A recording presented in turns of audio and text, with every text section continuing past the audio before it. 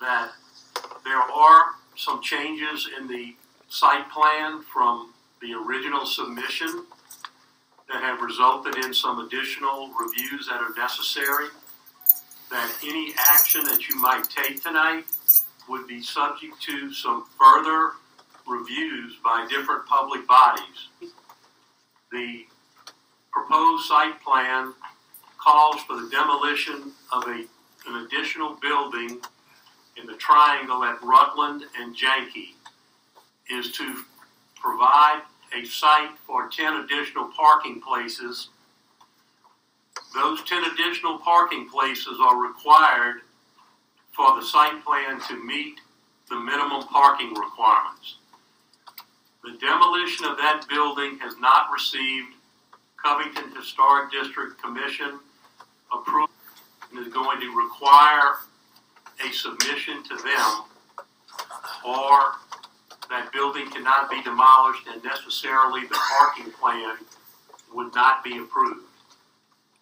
The traffic plan that has been reviewed by the city engineer calls for the extension of a drive through the area where the Historic District Commission gave approval of the demolition of the apartments, which is part of the parking plan.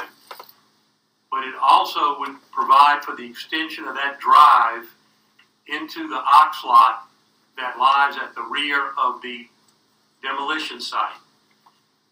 The access into that ox lot is not through the existing alley that goes into Massachusetts Street. So the city council is going to have to allow SSA to access that ox lot, which is going to result in the loss of some parking places in the normal ox lot configuration, and to do whatever necessary improvements that they propose on public property.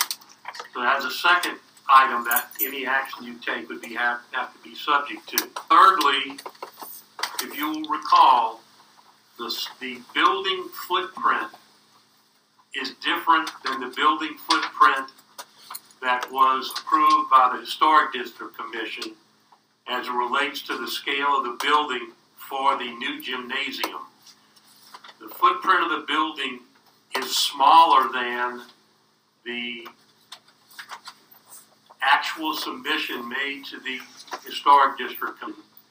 The planning director has referred that issue to the Board of Adjustments. The Board of Adjustments in our zoning code is the public body that interprets the provisions of the code if there are questions that arise relative to their meaning. So on the Board of Adjustments agenda at the December meeting has been posed the question, does the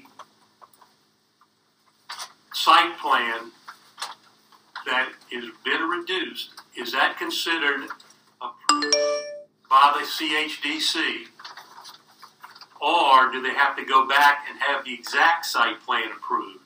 Fortunately, we received correspondence today from Malcolm Guidry, who is the City of Covington's arborist, advising the city that he still has some questions relative to the oak tree preservation plan that SSA has submitted to him. So SSA would have to obtain from Dr. Guidry approval of their oak tree preservation plan. The city has approved the oak tree mitigation plan. The city building inspector has approved that the 2 oak trees in the building site of the gymnasium may be removed if the site plan is approved. However, there is a oak tree preservation plan that relates to the protection of the remaining oak trees, both as to canopy reduction and to root protection. Dr. Guidry has advised us that he is not, at this time, ready to approve that plan. Because I really don't know the answer to this question. Can the city, without city council approval, authorize this exclusive use? I don't know what excuse But exclusive use. if the lot is being improved by SSA and they're using it for drive-through, they're using it for parking, is that not a matter that needs to be approved by the city council? There is an aspect of it that needs to be approved by the city council, which relates to the city council giving them access through the south part of the ox lot, not through the existing alleys as the ox lot is laid out.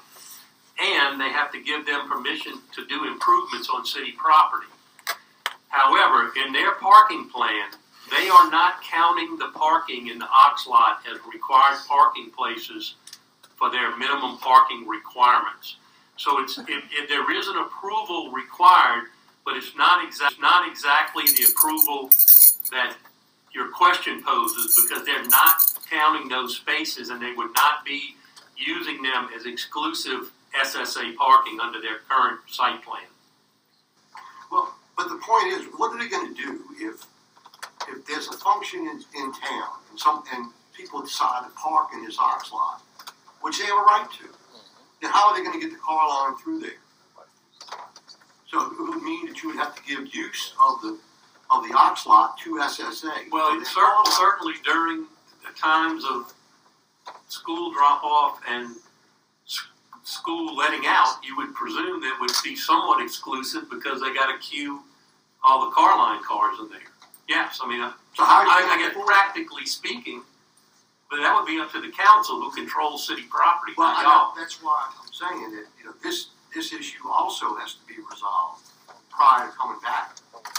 And we may ask you and petition you to hear this matter concurrently with some of these other issues. And I would leave you tonight simply with that request, that in the future, I would ask you to consider hearing this case while some of these other issues are being resolved. If we can resolve them quickly, then I understand the action and we will come back to you with a clean slate.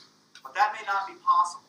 So I would ask you as you leave tonight to consider hearing this case with some of these issues that may still be in the process of working these things out, so that we can at least know where this body stands on the issues that are brought to. I will remind SSA that they went to the Historic District Commission and got permission to tear down the apartment complex before they came to you. They changed their plans.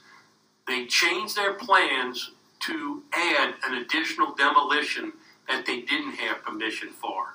They changed their plans to add a parking lot at Yankee and Rutland, which was not on the original plans. There have been a lot of changes in the plans that have taken place during this process. They had to go back and redo their traffic impact analysis plans. Additionally, I have told them at the last work session of this body and told them at the last meeting of the staff that they had to get permission from the Covington City Council to enter the ox lot and to perform work on city property.